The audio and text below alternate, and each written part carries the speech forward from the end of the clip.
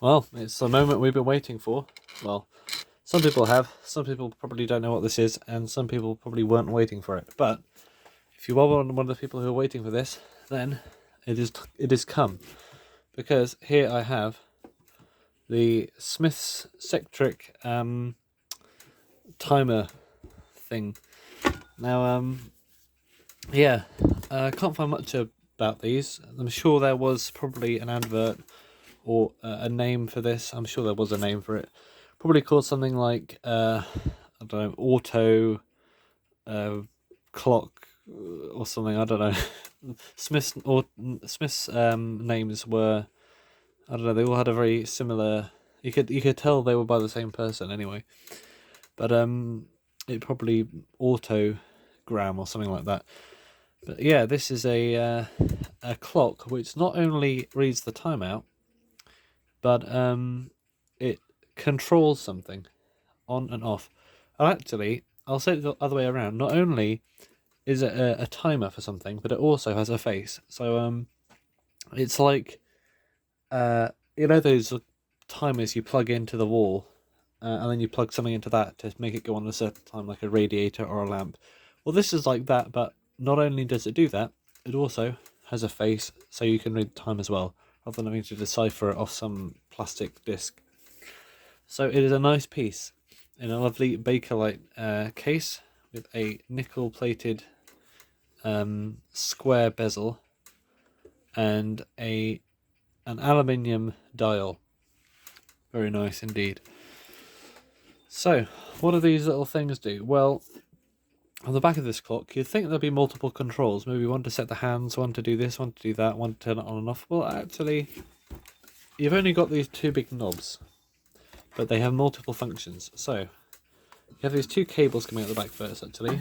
Mains goes in the left. There's a plug on the other end of this. But on the other side, there's this black one, labelled radio. And it probably would have been used for radios a lot when you wanted to turn on a radio at a certain time, maybe as an alarm in the morning, or just to get your daily broadcast or something. Yeah, it says radio, but it actually outputs 240 volts of anything. So what I'm thinking of doing is putting a plug socket on the end of this to plug something else into. I don't have any sockets with me, but we need to get the clock working first because this does not run. I have tested the switching, and it does, in fact, switch the mains on and off depending on the time. So that bit works, but the actual clock itself doesn't run because it's dependent on that motor inside. So you've got two knobs, A and B. Now, A, program setting knobs. So, it says program setting knobs A and B, actually, so that makes sense. So A sets this one, and turning it in the direction indicated, it works backwards, and it goes AM and PM, so it's 24 hours, midnight, PM, noon, and AM, because we're going backwards. And on this side, knob B actually still has its original Bakelite knob on there. That's also a program setting knob, but if you pull on it like that and twist at the same time, you instead turn the hands, and that's how you set the time on this. And if you can see just above the hands in the middle, there's another little indicator which tells you if it's AM or PM in the day. It's a bit dusty right now, but at the moment it says AM in red. But yeah, it's a lot of stuff going on for not enough. Not one. There's plenty, but not much on the back. Also on the side, you can choose whether you want to have the timing engaged with the appliance or not, by having auto or manual. Auto, I assume it interacts with the clock, but manual either means it's off. I presume it actually means it just bypasses that and it's always on. So yeah, nice little switch there. Original as well. Sometimes you don't have this original switch. Sometimes they've been taken off and replaced with other ones. But this whole clock in general is not the most common. I think the case was also supplied with a non-timer thing. I think the model name was Radnor.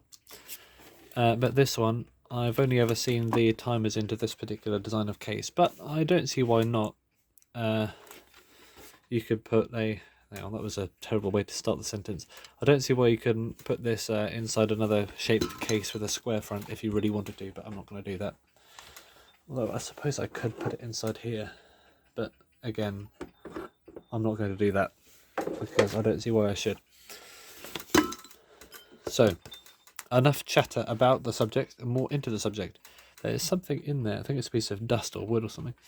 The glass is broken in the corner.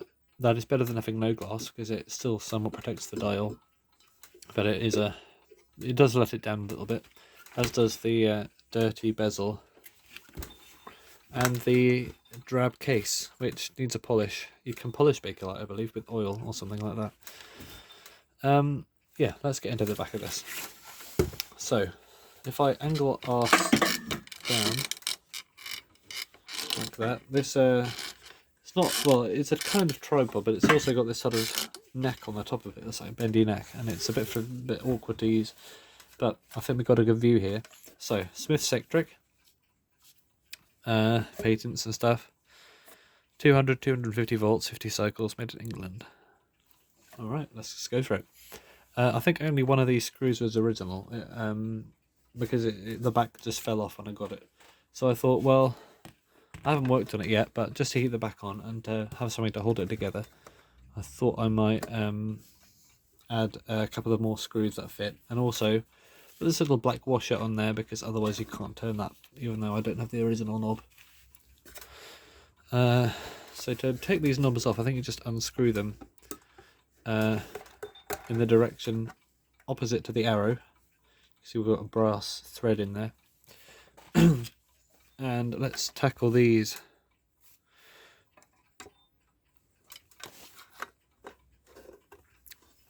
The construction is very similar to pretty much all other Smith's Electric ones of the period. I think this is probably from the late 40s, I'm going to say. But I can't tell until I get it open. Maybe early 50s. I don't think it's any earlier than that. And I've also got 2 Phillips ones here just to make it difficult.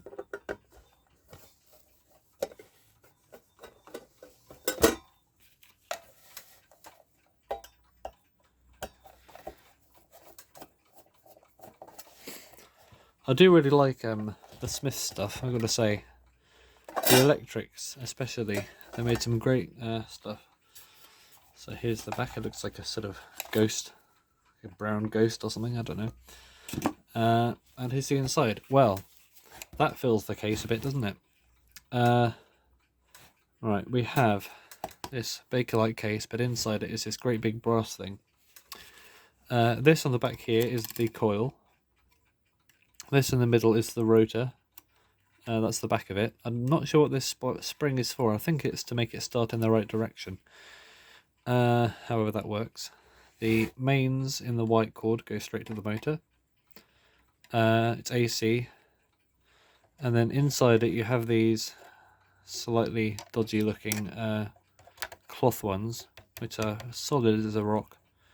And they go to the switch. So yeah, I mean, I've confirmed the switching works already. So it's just this unit on the back here that we need to put our attention into. However, if I can disassemble the rest of it to give it a proper clean, then I will. At the top here, it looks like we have a code. QRS.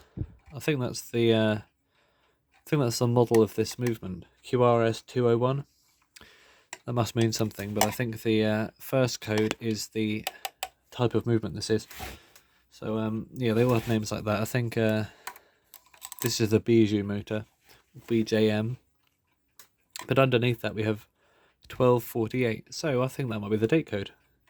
December 1948. That makes sense to me. It looks like it. It smells like it, and it sounds like it. Yeah, that's about right, I think. So this motor, I think we should disconnect the mains first, but just to make sure we put it in the right order, I'm going to see if I can mark these wires somehow. If I can find a pen So I've got this biro. I mean, a felt tip would be better, but I can't find one. So if I just mark on this wire with a black spot like that, I think I'll have a better chance of just going by this dot than actually trying to understand the circuitry. But that dot goes there. And plus I've also got this video which I can go back and look at. I suppose I did have a felt tip around somewhere. I don't know where it's gone. Quick look. No. Okay, never mind. So let's take this off. I don't think it matters which way you connect the clock motor, because it's AC, and I don't think synchronous clocks really rely on polarity.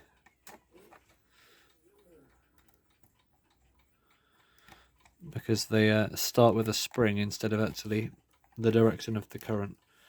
So that is the mains out of the way. And also we have this black one here as well. So the black wire and the black spot. I'm just going to trust this video to remind me where stuff goes, to be honest. Alright, we have a screw and a washer as well. Put that back in there.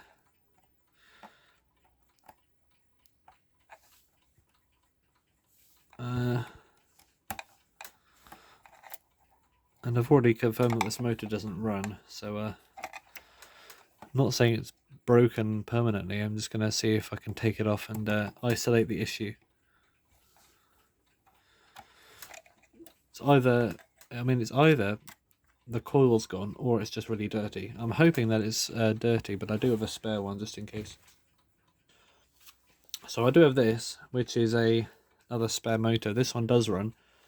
It's from January 48, I think. But yeah, BJM 7P being the code for the Bijou movement.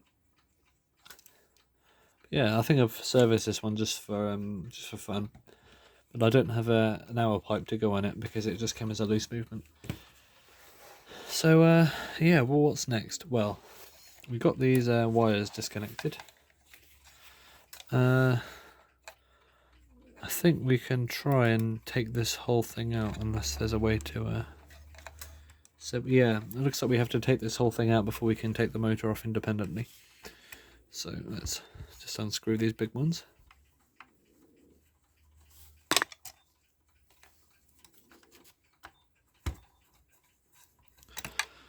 It should be pretty simple.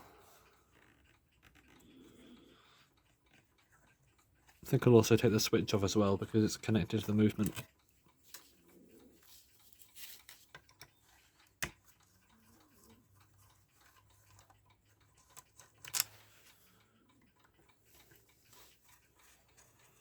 Appears to be washers under here as well.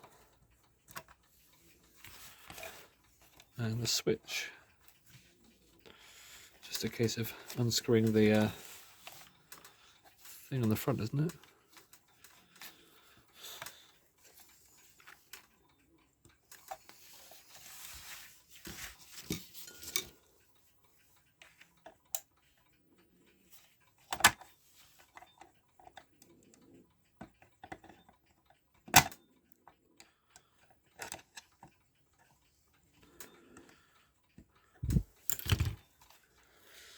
Yeah. It's not liking me though.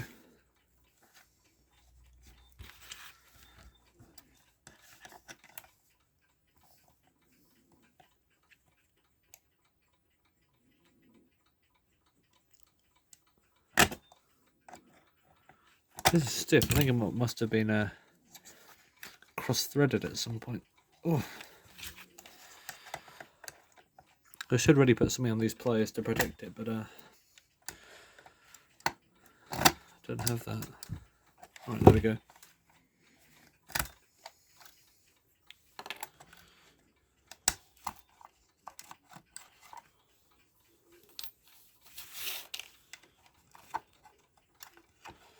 Alright, so can we take this whole shebang out? Yep. So there is the front of the case with the washers and all that kind of stuff floating around it. Here is the movement. So, nice clean dial. Let's try and keep it clean. How is it held together then? It looks like it's all screwed in from the front. So how do we get the face off? Oh, the little screws. Alright, so we're going to have a bit of a challenge, which is taking this these hands off. So let's try and do it safely.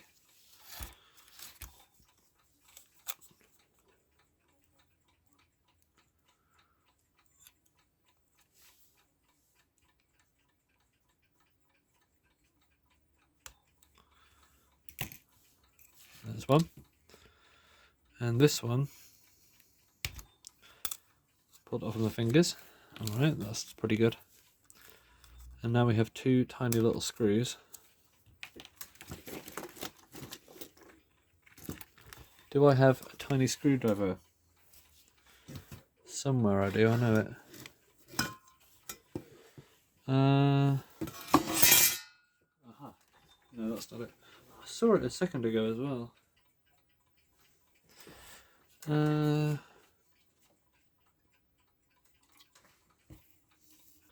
Okay, hopefully this little screwdriver will suffice.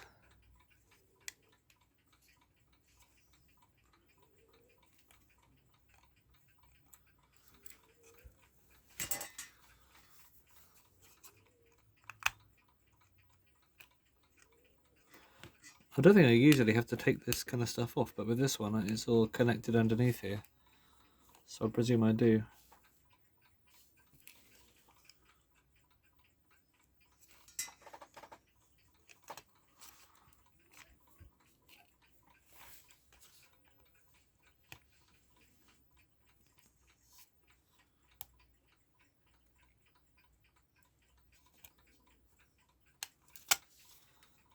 This top one was a bit stiffer, but here we go. Oh yeah, the screws. Right. Very shiny. Oh, very reflective. Right, we've got some more screws, slightly bigger ones. I can get my normal screwdriver in here. Just about.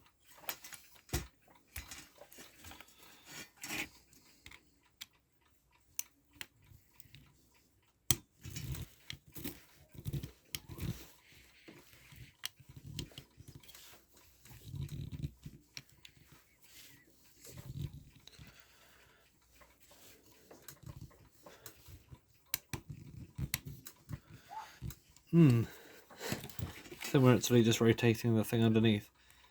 So if we hold it with pliers.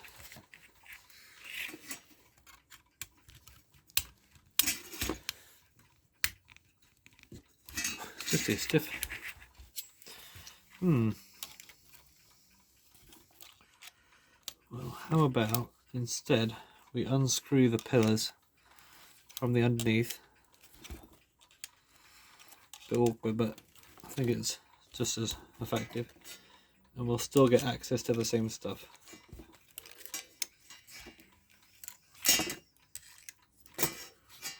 So if we unscrew the pillars instead of the actual screws in the top, I think we'll still be able to put it back together the same way. Well, there's two.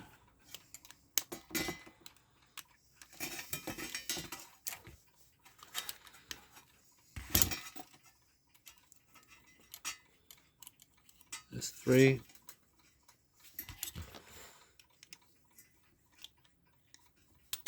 I don't want to have to strip those screws or anything like that. I think I'll save myself a bit of work by finding a shortcut like this.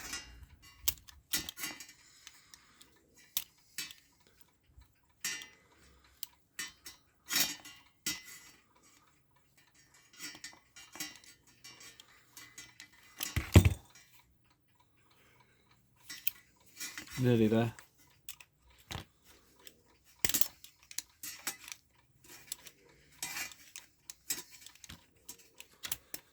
Okay. Right. That was long-winded, but we got there. Okay, wow, what is going on here? So we have... which way up is this? Oh, it's upside down. We have a lot going on.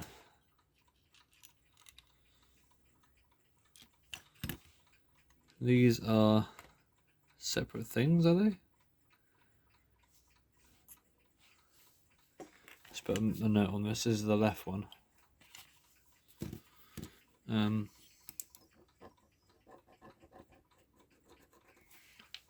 This is the right one.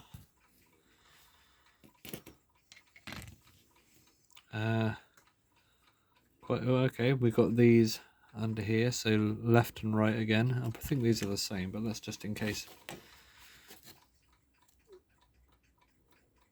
Put an R on there.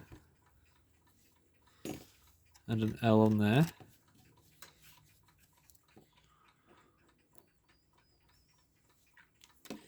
And we have this.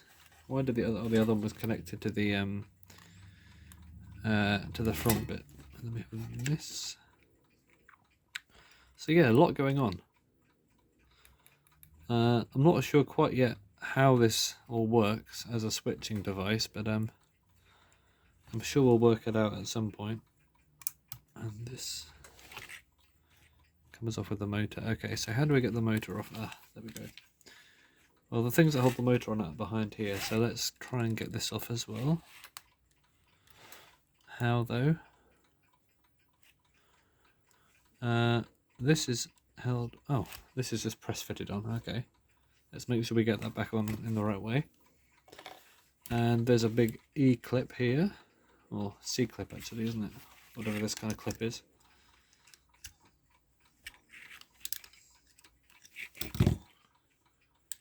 Circlip. And a black spring. And this thing, which is blocking it. I'm not sure what that is. I think that's just a retaining thing for those wheels. Doesn't look like it moves around.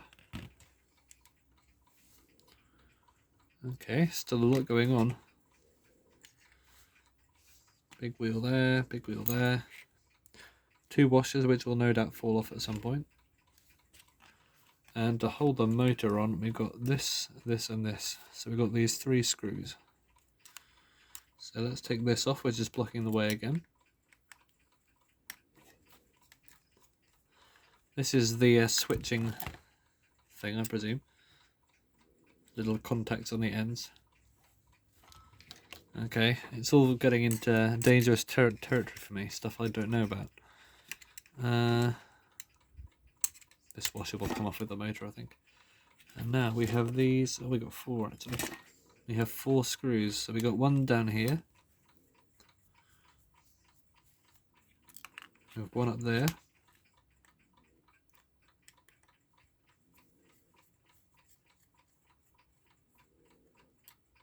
One here.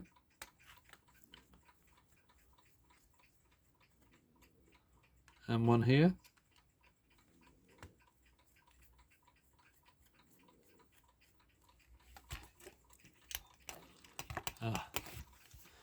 Take this off as well. Lots of clips and things. And another wheel with a odd shaped hole in it. And another spring. Okay, this... Oh, we've actually taken the motor apart. Right, this is the motion... Well, the actual movement wheels for the inside. I was expecting there to be another plate in there, as if it was just one of these stuck on the back, but actually this plate here is also the front plate of the motor, which is a good way of saving materials, but it's good to know what to expect.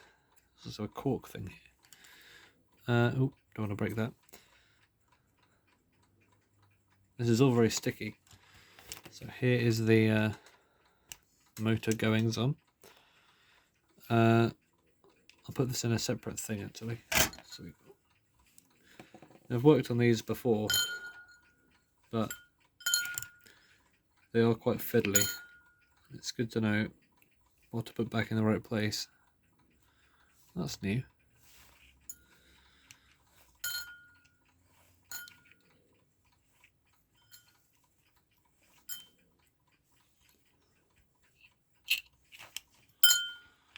Anything else going on in here?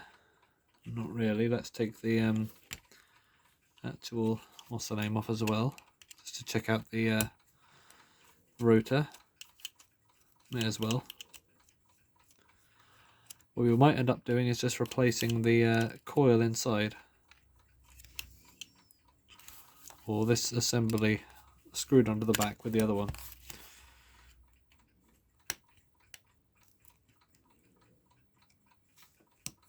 Because if this is a dud, then it is a dud. But next video I will be plugging this in just to see what's wrong with it, and if it does actually have potential or not.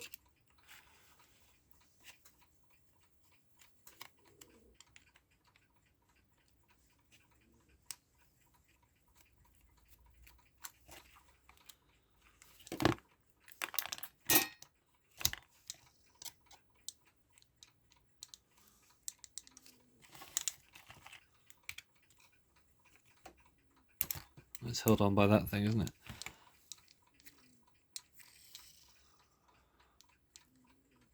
Yeah. So yeah, I'll leave it there because it's all already become quite overwhelming with all the stuff that's come off it. So thank you for watching, and hopefully we can figure out a way to make this run.